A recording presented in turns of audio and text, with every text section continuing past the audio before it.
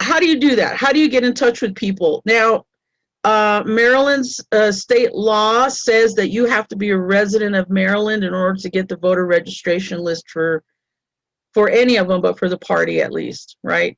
The state party ought to have, and I believe the state party still uses Nation Builder, they ought to be able to peel off a portion of the database to give to you to your local, right? So that you can start looking through there.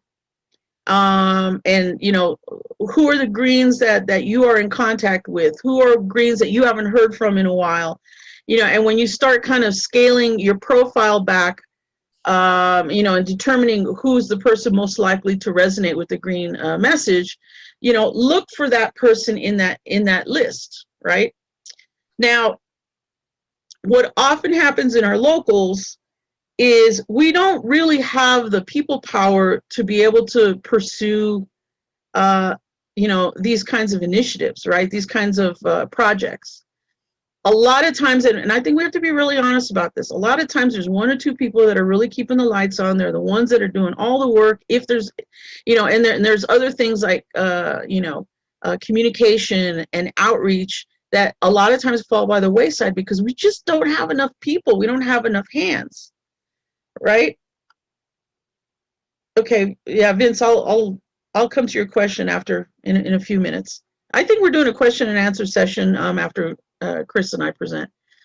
You know, we have to be very, very honest that there are only a few people that are even halfway willing to talk to voters, you know, and to people in our communities.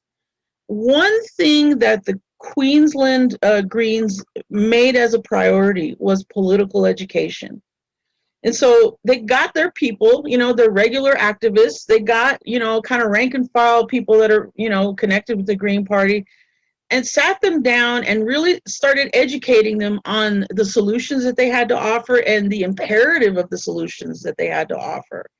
So that, you know, you had people through political education whose interest in the Green Party you could hone and get them more activated, and beginning that conversation with those people and really talk to them about the necessity of everybody working together, you know, to bring that policy, that set of policy around. And so because of the fact that we have too few people keeping the lights on in our party, it's that kind of outreach and things like that that we often don't get to do.